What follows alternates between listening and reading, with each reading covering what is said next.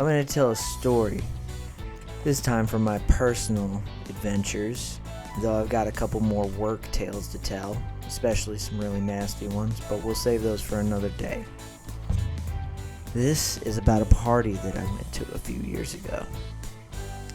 Me and an old friend of mine, we'll call him Tom, went to this Halloween party that we'd been unofficially invited to. There'd be drinking, slutty costumes, other substances, you name it. Tom and I were excited, though he was a bit more than me. The key reason being that I was the designated driver for this occasion of our drinking adventures. Still, Halloween being my favorite holiday, and feeling good about going to the party, we show up, and Tom had liquor in him almost as soon as he arrived. The friend that had extended our invitation extended a bottle of Fireball to Tom, and he took it willingly, drinking most of it, in fact.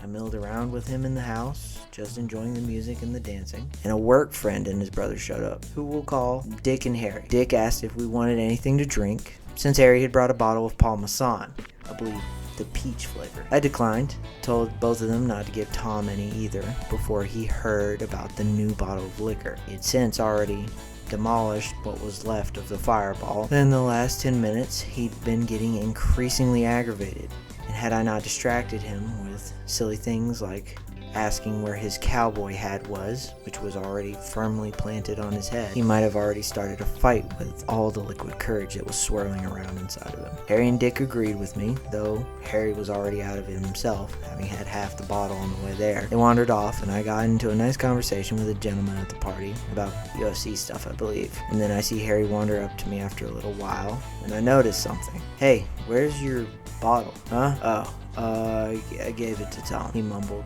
lighting a cigarette. My toes curled and my back tensed. As if scripted, I hear yelling from inside the house.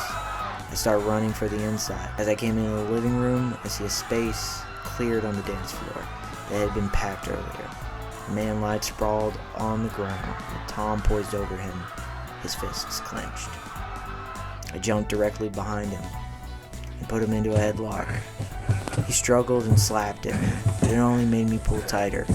I'd done this too many times to count, and knew as soon as I let go, he'd start striking at the guy again. "You're killing him!" I hear a woman scream in between his choking noises.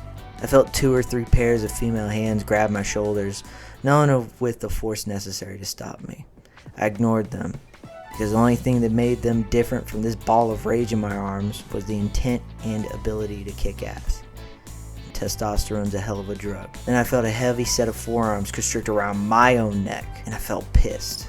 Out of spite, I muttered, "Fine then," and I let the alcohol animal go. It should come as no surprise that as the poor man who'd been hit was getting up, leaning against the island counter, separating the kitchen from the living room, he received another blow, this one off balance, as Tom had used the forward momentum of leaving my arms to drunk Superman the poor son of a bitch. What followed after was the man who attempted to restrain me, coincidentally, the one I'd been having a conversation with outside, attempting to stop Tom, and the hostess coming in to see what the problem was. To put it simply, the party thrower had a commanding presence over everyone.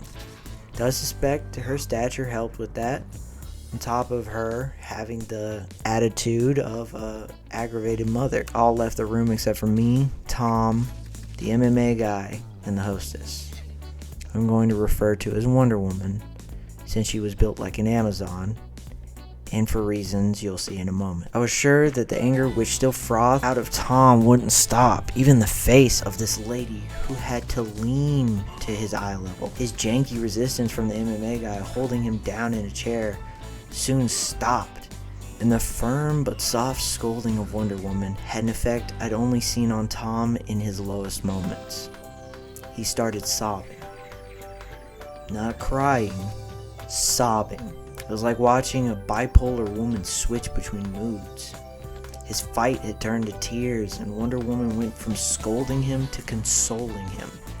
After calming him, she came and spoke with me. "Are you his designated driver?" "I am." "Both of you need to leave now, because I think someone's already called the cops. You've both had too much to drink. Are you sure you can drive?" "I can," I said, not wanting to argue with her. Felt like I'd done something wrong, and in a way, I guess I was responsible. She'd thrown this party only to have it ruined because I couldn't watch my friend well enough. A stumbling walk through the front yard, and we were in my car, corralling Tom as best as I could into the passenger seat. He was barely coherent on the entire ride back to my house, asking the same question over and over. Did I win the fight? Sure, buddy. Sure. Hey, boss? What did I tell you about interrupting me during story time? I guess I was just gonna say that it feels a little contrived, like one of those low effort video series you see where like the dude talks over the video game footage and he didn't do much else, and it's just like it's lackluster. I'm not saying you're lackluster, boss. What are you trying to tell me exactly? That I'm doing a bad job? Because I don't see you over here doing this. I'm over here trying to get people interested, and I'm preaching to the masses, trying to spread the cult following. I don't come into your closet and tell you what to do, so don't come over here and tell me what to do. I'll step back in here. Hey, let me let you get back to it. I'm sorry, boss. I was just, idea off the top of my head, spitballing. We could do something a little bit different, a little bit fresher, a little bit nicer, just a little bit of...